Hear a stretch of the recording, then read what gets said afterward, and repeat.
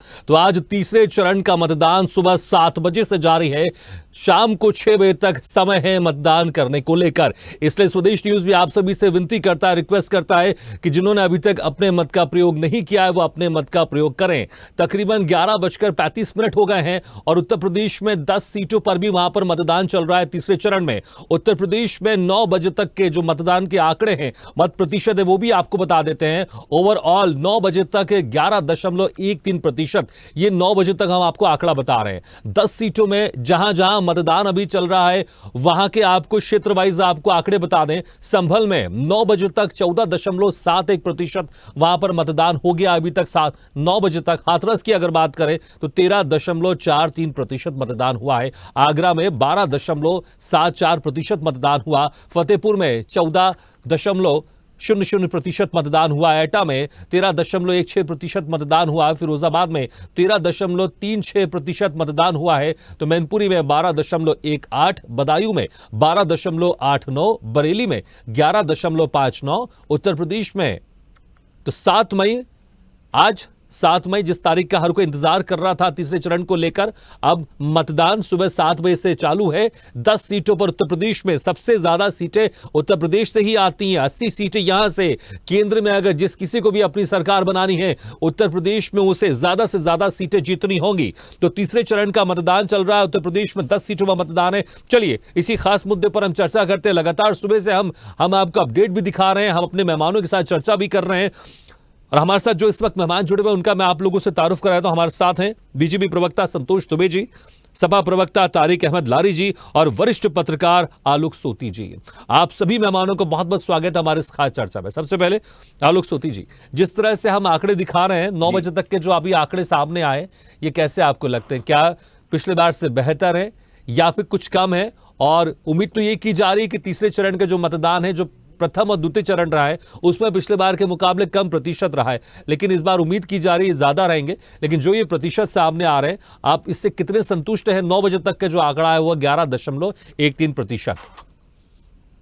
जी हाँ, बिल्कुल आप ठीक कह सकते हैं। इसको अबव एवरेज कर सकते हैं, क्योंकि मेरा जो अनुभव कहता है कि प्रति घंटा 5% तक चुनाव हो सकता है, यानी कि 2 घंटे में 10% के आसपास चुनाव हो जाता है और इसको जो है एक एवरेज माना जाता है। इससे ऊपर जा रहा है, आप देख रहे हैं 14% तक जा रहा है। मैनपुरी जो कि बहुत ही इस समय सबसे हॉट सीट है उत्तर प्रदेश की, वहां से डिंपल यादव जी खड़ी हैं, सपा की जो है एक प्रमुख दावेदार है। तो ऐसे में वहां पे भी 12 थोड़ा सा मैं आपको अपडेट कहता हूं आलोक जी 11 बजे तक अपडेट हमारे पास और आ गया है। जो उत्तर प्रदेश में टोटल 26.12%। आप इसको कैसे देखते हैं? अभी तक 9 बजे का हम आपको बता रहे थे, लेकिन 11 बजे तक 26.12% टोटल। जी हाँ, बिल्कुल ठीक कह रहे हैं। अगर 7, 4, 11 ले तो ये 25 हमारे हिसाब से जो एवरेज आना चाहिए 5 चौक 20% आना चाहिए। 20% से ये काफी ऊपर जा रहा है, 26% जा रहा है। इसका मतलब है कि जो आप देख रहे थे पिछले 2 चरणों में हुआ है, उससे ये बेहतर परफॉर्मेंस उत्तर प्रदेश में आप देख रहे हैं जिस तरीके से है, उस तरीके से आप देख रहे हैं कि चुनावी पारा भी आगे बढ़ता जा रहा है। ये चुनाव चूंकि यहाँ की प्रमुख विपक्षी पार्टी जो सपा है, ये उसका ये गढ़ माना जाता है और यहाँ से यादव परिवार में 3 महत्वपूर्ण सदस्य हैं, चाहे वो डिंपल यादव जी हो, चाहे अक्षय यादव जी हो या आदित्य यादव जी हो। इसमें जो है तो बात है, मुख्य विपक्षी दल है सपा, पूरा उनका गढ़ है, पूरी मेहनत करेंगे और अपने जितने भी जो वोटर्स है उनको निकाल के बाहर लाएंगे। इस यहाँ पे देखने वाली बात यह है कि जो उत्तर प्रदेश में जो क्लेम कर रही है बीजेपी, वो भी इस तीसरे चरण तक आते आते जो है ऑटो मोड में आ चुकी है। काफी मेहनत कर रहे हैं, उनको उनके ऊपर भी काफी दबाव है इस समय, तो वो अपने वोटर्स के लिए कर रही है। यानी दोनों जो पार्टीज है, चाहे आप कह सकते हैं एनडीए या आप गठबंधन कह सकते हैं, इन दोनों की साख जो है विशेषकर इन 10 सीटों के लिए उत्तर प्रदेश में बहुत महत्वपूर्ण है। इसलिए हमें लगता है कि जो चुनाव प्रतिशत होगा वो बेहतर होगा, अब एवरेज होगा, यानी 5% से ऊपर की ओर जा रहा है और आप देख रहे हैं 26% के आसपास आ रहा है। तो चुनाव का जो ये जो है, ये परसेंटेज आप कह रहे हैं ठीक है, और मुझे लगता है कि और ज्यादा बेहतर होना चाहिए और उम्मीद करते हैं कि इस बार पहले से ज्यादा मुकाबले जो थर्ड फेज है, तीसरा चरण है, उसमें वोटिंग होगी। लेकिन अगर थोड़ा सा मैं अगर समीकरण से मैं आपसे पूछ लूं संक्षेप में, अभी जो 10 सीटों पर चुनाव हो रहा है इसमें पिछले बार किसका दबदबा रहा है? पिछली बार अगर आप देखें तो इसमें बीजेपी का दबदबा रहा है। जहां तक मुझको याद आ रहा है कि 7 सीटें बीजेपी के पास थी इस 10 में से। तो जाहिर सी बात है, लेकिन देखिए आंकड़े बदलते रहते हैं, समय बिल्कुल। बदलता रहता है, चुनाव परिस्थितियां बदलती रहती हैं। इस समय देखने वाली बात है कि चुनाव जो है बहुत ही नेक टू नेक फाइट होगा और इतनी आसानी से जो है बीजेपी को बहुत आसानी से सफलता ठीक है, आपके यहाँ इतनी पे नहीं आसानी। मिलेगी। संतोष दुबे जी, हालांकि उनके जो ठीक है। 4 जो जीते हुए उनके प्रत्याशी हैं उनको उन्होंने रिपीट किया है और 3 जो है नए प्रत्याशी दिए हैं। तो देखने वाली बात है जो उनके जो नए प्रत्याशी आए हैं वो किस तरीके का परफॉर्म करते हैं। ठीक है संतोष दुबे जी, इस बार इतना आसान नहीं होगा आपके लिए, क्योंकि इंडी गठबंधन भी मैदान में सामने है और इंडी गठबंधन है और आप लोग की पार्टी है, एनडीए भी सामने है। इतना आसान नहीं होगा। आलोक जी कह रहे हैं पिछले बार आपने तकरीबन यहां पर जो दबदबा था 2019 में, अभी 10 सीटों पर आपका ज्यादा रहा है। इस बार भी क्या यही सेम उम्मीद कर रहे हैं? और जो आंकड़े आ रहे हैं हमारे पास 11 बजे तक 26.12%, इससे आप संतुष्ट भी हैं? बिल्कुल जो है साहू जी, जिस तरीके से देखिए इस समय मतदान का जो प्रतिशत बढ़ा है और अभी 11 बजे हैं और आपके अनुसार जो 26% मतदान हो चुका है, तो निश्चित ही 5 बजे तक इसका आंकड़ा बहुत ऊपर जाएगा। और जिस तरीके से आप कह रहे हैं भारतीय जनता पार्टी का दबदबा रहा, भारतीय जनता पार्टी का दबदबा तब रहता है जब मतदाताओं का दबदबा भारतीय जनता पार्टी के साथ रहता है। और हमें पूरी उम्मीद है कि मतदाता भारतीय जनता पार्टी के साथ है और ये दबदबा बना रहेगा, दबदबा कायम रहेगा भारतीय जनता पार्टी का। और निश्चित ही हमें जो सीटें हैं पूरी की पूरी जीतेंगे। यहाँ सुबह साफ हो जाएगा इंडिया गठबंधन का। और जिस तरीके से नरेंद्र मोदी जी का कार्य है, योगी जी का कार्य है, जिस तरीके से हमारे वॉलंटियर काम कर रहे हैं, जिस तरीके से लगातार आप देख रहे हो कि माननीय योगी जी, माननीय प्रधानमंत्री जी लगातार दौरे कर रहे हैं, लगातार रैलियां कर रहे हैं, उससे जनता में एक उत्साह है। जनता जो है भारतीय जनता पार्टी से आशा के अनुरूप कार्य जिस तरीके से भारतीय जनता पार्टी ने किया है उसको देख रही है और उसको लेकर कार्य करने का काम कर रही है। ठीक है तारिक अहमद लारी जी, विश्वास तो है संतोष दुबे जी ये कह रहे हैं कि जिस तरह से प्रतिशत सामने आ रहे हैं, मत प्रतिशत सामने आ रहे हैं, तो पिछले बार के जो परफॉर्मेंस है उसको जरूर दोहराएंगे और बेहतर करेंगे, ये कह रहे हैं। लेकिन आप लोग से कितनी उम्मीद है? अभी जो मत प्रतिशत सामने आ रहा है, हालांकि प्रथम और द्वितीय चरण में मत प्रतिशत कम रहा है, लेकिन तृतीय चरण में उम्मीद है बेहतर मत प्रतिशत सामने आए। कितनी उम्मीद आप लोग को और क्या वजह? देखिए साहब जी, थोड़ा सा मैं आपसे कंप्लेंट भी करूंगा कि आपके गेस्ट की आवाज हमारे तक आती नहीं है। मैं कई बार कह चुका हूं, आपके यूनिट को भी कह चुका हूं। ठीक है, हम पीसीआर से बोल देते हैं, जरा इसको ध्यान दे दीजिए, क्योंकि हमारे जो गेस्ट है तारिक अहमद जी, वो कह रहे हैं दूसरे गेस्ट की आवाज आप तक नहीं पहुंच रही, इसको हम ठीक करते हैं ताकि दूसरे गेस्ट की आवाज पहुंच सके। लेकिन मेरे सवाल तो आपने सुना होगा ना? नहीं, सवाल सुन लिया। ठीक है, देखिए ऐसा है कि हाथ कंगन को आरसी क्या, पढ़े लिखे को फारसी क्या। आज 7 तारीख हो गई है, कुछ दिन और बचे हैं। वो दबदबा बनाए रखना है और दबदबा कायम है और दबदबा बन रहा है। तो ये तो वो फिल्मी डायलॉग और जो गुंडे जो इस्तेमाल करते हैं वो भाषा होती है। हम तो जनता से अपील करते हैं, जनता की अपील चाहिए, दबदबा जनता लेकिन का होता है। उन्होंने एक लाइन ये भी बोली कि दबदबा बीजेपी का नहीं, दबदबा जनता का रहता है, जनता साथ में रहती है और इसलिए बीजेपी जीतती है। उन्होंने ये भी कहा उसको, वो बाद में उन्होंने जोड़ा है। पहले उन्होंने कहा दबदबा बीजेपी का। ठीक है, तो आपको लगा कि शायद कुछ गलत ट्रैक में निकल गए तो बाद में करेक्ट किया, आप ये कह रहे हैं? हाँ, वो बाद में उन्होंने ठीक है वो किया है। लेकिन असलियत पहले ही निकलती है, बाद में नहीं निकलती है। बाद में आदमी अपने आप को ठीक करता है। दूसरी बात यह है कि जब इनके नेतागण ही इस तरह की बातें करेंगे कि कौवा कान ले गया, कौवा कान ले गया, तो जनता अब कौवे के पीछे नहीं दौड़ती है, जनता अब अपना कान देखती है। जैसे अभी इन्होंने कल ही एक फर्जी, जो बहुत ही निर्लज व्यक्ति है जिसका नाम है प्रमोद कृष्णन जो भी नाम हो, जो लखनऊ से चुनाव भी लड़ा था और लखनऊ की जनता ने उसको 2 कौड़ी का बनाकर यहां से भगा दिया था, क्योंकि जानते थे वो घटिया आदमी है। लेकिन आपकी सहयोगी पार्टी में थे वो पहले है? मैं कह रहा हूं आपकी सहयोगी पार्टी कांग्रेस में थे पहले वो। बता तो रहा हूं, सहयोगी पार्टी आज है ना, जिस समय वो थे तब नहीं थे हमारे सहयोगी पार्टी है ना वो। तो वो लखनऊ की जनता ने उनको भगाया यहां से, बहुत ही बुरी तरह से हराया। और उस आदमी ने एक बयान दिया, फर्जी मनगढ़ंत कहानियां, फर्जी बयान दिया। मतलब चंडूल खाने की खबर एक उड़ाई और उस चंडूल खाने की खबर को लेकर जो हमारे मोदी जी हैं, जो खुद में अपने सबसे बड़े झूठों का महाराज हैं, वो उसी को पकड़ के जनता के बीच में चले गए कि वो राम मंदिर चेंज कर देंगे और अध्यादेश ला देंगे और तोड़वा देंगे। किसी माई के लाल में, किसी के बाप की औलाद में औकात नहीं है कि वो राम मंदिर को तोड़ पाए।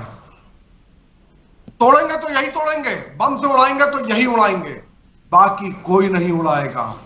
किसी के बाप ने ऐसा बेटा पैदा नहीं किया है जो राम मंदिर को उड़ा सके या तोड़ सके। लेकिन तारिक, ऐसे कई नेता हैं जो धार्मिक तौर पर, जिनकी पार्टी है और धार्मिक तौर पर चुनाव में उतरते हैं, वो कहते हैं कि ठीक है, जब अगर हम सत्ता में कभी वापस आए या अगर हमारी ताकत बढ़ेगी तो उस पर हम देखेंगे क्या करना है। इस तरह के बयान अक्सर सामने आते रहते हैं जनता के बीच में, आपने जरूर सुने होंगे। अब जिनको 0.35% वोट मिला हो उसको आप बैठ के अपने राष्ट्रीय चैनल पर डिस्कशन करें। नहीं, मैंने तो उनका नाम भी नहीं लिया, मैं तो बस आपको कह रहा हूं किस तरह के बयान सामने कभी कभी आते रहते हैं। मैंने तो उनका नाम भी नहीं लिया।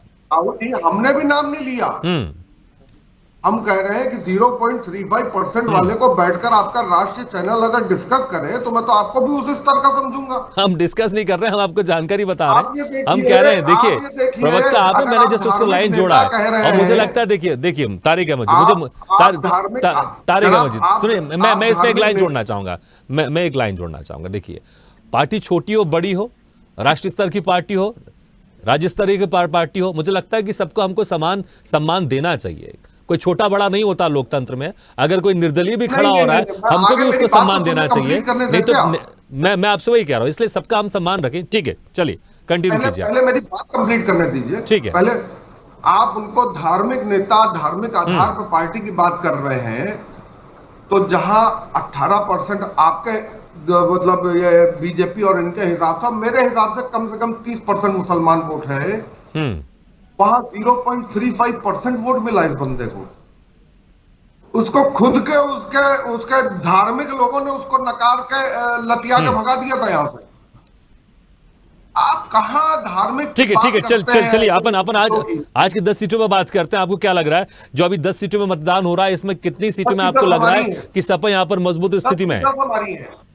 सारी सीटों पर 10 हमारी है। मैनपुरी में एक तरफा जीत है, कम से कम 6 लाख वोटों से इस बार जीतेंगे। एक तरफा जीत है मैनपुरी, तो एक तरफा जीत है, और हर सीट पे हम लोग जीत रहे हैं, और किसी भी सीट पे 1 लाख कम वोटों से नहीं जीत रहे हैं। ठीक है आलोक सोती जी, जिस तरह से ठीक है जनता ये कर रही है। ठीक है आलोक सोती जी, जिस तरह से देखिए दोनों पार्टी अपने अपनी दावा कर रहे हैं कि ये सीटें हम जीतने वाले हैं, लेकिन जमीनी स्तर में अगर आप देखें तो कौन कौन सी सीटें आपको लगता है कि यहाँ पर वाकई तगड़ा मुकाबला है और इस बार चीजें बदल सकती हैं? देखिए, मुख्य रूप से देखा जाए तो सपा की जो प्रतिष्ठा है वो 3 सीटों पे लगी है। एक आपकी डिंपल यादव जी खड़ी है मैनपुरी से, दूसरी फिरोजाबाद पे राम गोपाल यादव जी के सपुत्र अक्षय यादव जी खड़े हुए हैं, और आप देख रहे हैं बदायूं से शिवपाल यादव जी के पुत्र आदित्य यादव जी लगे हैं। हालांकि ये जो आगरा मथुरा तो हो चुका है, आगरा फतेहपुर सीकरी ये वाला इलाका जो होता है मैनपुरी एटा, ये बात करी जाए तो यहाँ पे जो जातिगत आंकड़े देखे जाए तो वो सपा के पक्ष में जाते हैं, और माननीय मुलायम सिंह जी ने काफी काम भी किया है, इतने समय राजनीति में भी रहे हैं, मुख्यमंत्री भी रहे हैं और रक्षा मंत्री भी रहे हैं, तो उनका अच्छा दबदबा है। लेकिन यहाँ देखने वाली बात है कि जो 3 मुख्य सीटें हैं जो यादव परिवार में जा रही हैं, हालांकि कभी भी ऐसा नहीं हुआ कि ये तीनों सीटें जो है एक साथ जीत ली जाए, लेकिन यहाँ पे देखने वाली बात है। हालांकि चेंजेस काफी हुए, पहले आपने देखा था शिवपाल यादव जी खड़े होने वाले थे या धर्मेंद्र यादव जी जीत चुके थे, वहां से उनके भतीजे हैं आपके बदायूं से, उसके बाद ये बदल के शिवपाल जी के पास और उसके बाद उनके पुत्र आदित्य यादव जी के पास आई। तो कुल मिला के देखने वाली बात यह है कि जो सपा का जो पार्टी है उसमें जो ये 3 सीटें हैं, इसमें क्या परिस्थितियां होंगी, ये एक प्रतिष्ठा का विषय बना रहेगा। अगर ये तीनों सीटें अगर इनके पास, सपा के पास जाती हैं, तो जाहिर सी बात है जो विपक्षी दल के उत्तर प्रदेश में है तो इनकी प्रतिष्ठा और जो मान मर्यादा है वो काफी बना रहेगा। लेकिन आप देख रहे हैं कि बीजेपी एक काफी ऑर्गेनाइज्ड है और कैटर बेस है, और इसने काफी मेहनत भी की है। वो पूर्णतः इसमें संघर्ष करेगी और कोशिश करेगी ये तीनों की तीनों सीटों में कम से कम 2 या 1 का रोल खेले, 2-1 हो जाए या 3-0 जाना बीजेपी के लिए बहुत बड़ी एक तरीके से सेटबैक होगा। ठीक है संतोष जी, क्या इस बार बीजेपी ने रणनीति बनाई तीसरे फेज में जो सीटें आपकी विपक्षी दलों के पास हैं, उसको भी उस पर जीत लाने के लिए, उसको कब्जे में लेने के लिए, वहां पर अपने प्रत्याशी की जीत दिलाने के लिए क्या कुछ इस बार रणनीति के साथ मैदान में उतरी है बीजेपी? और आपको क्यों लगता है कि आप क्यों इस तरह से विश्वास में, क्योंकि 400 का आंकड़ा लेकर आप लोग चल रहे हैं, हालांकि 4 जून को समझ में आएगा कि यह आंकड़ा पार होता कि नहीं होता है, लेकिन क्या रणनीति आपकी इस बार थी तीसरे चरण में इन सीटों को लेकर? साहू जी, तीसरे चरण के इन सीटों को लेकर मेरी रणनीति हमारी पार्टी की आज से नहीं थी। हम जब ये सीटें हारे थे उसी समय से हमने उस पे काम करना शुरू कर दिया था। हम और दलों की तरह काम नहीं करते। हमने पहले ही बताया आपको कि हमारा कार्यकर्ता निरंतर काम करता है और हम तभी से ये हमारे जो संगठन है, जो हमारे संगठन के लोग हैं, उन लोगों ने तभी से तय किया था कि ये सीट हमें हर हाल में जीतनी है। और निश्चित ही हम आपको बता रहे हैं कि ये तीनों सीटें जो है हम जीतेंगे। बदायूं हो, जो है क्या नाम है, मैनपुरी, फिरोजाबाद हो, मैनपुरी हो, ये तीनों सीटें हम जीत रहे हैं। इसमें कोई संशय नहीं है, कोई संदेह नहीं है। अभी तारिक जी कह रहे थे कि भारतीय जनता पार्टी का दबदबा, भारतीय जनता पार्टी दबदबा नहीं बनाती है। भारतीय जनता पार्टी मतदाताओं के कारण अपना दबदबा कायम रखती है, क्योंकि भारतीय जनता पार्टी मतदाता जो है अपना दबदबा भारतीय जनता पार्टी पे बनाता है, इसलिए भारतीय जनता पार्टी आगे नहीं, ठीक है, लेकिन आपको क्या वजह लग रही है? आप किस बात से उम्मीद के साथ कह रहे हैं कि ये सीटें आप जीतने वाले हैं? कुछ तो वजह होगी, क्योंकि जनता के बीच में आप भी गए होंगे, पार्टी ने जो रणनीति बनाई, क्या वजह आपको लग रही है? देखिए, जो हमने काम किया है, सबसे बड़ी चीज है जो हमने काम किया है, जिस तरीके आयुष्मान कार्ड हमने दिया है, जिस तरीके से राशन दिया है, जिस तरीके से लोगों को मकान उपलब्ध कराया है, जिस तरीके से जो है रोजगार के जो है अवसर, उनको जो है स्वरोजगार के अवसर उपलब्ध कराए गए, उन सारी चीजों को लेकर हम जनता के बीच में रहे। ऐसा नहीं कि जो योजना दिल्ली से चलती है और वो कागजों में रह जाती है। हमारे कार्यकर्ता, हमारे वाले, लेकिन ठीक है, बाकी सीटों की हम बात करेंगे, लेकिन अगर मैनपुरी की बात कर ले, यहाँ पर पहले मुलायम सिंह यादव थे, अब डिंपल यादव यहाँ से चुनावी मैदान में 2022 में भी वो जीती थी।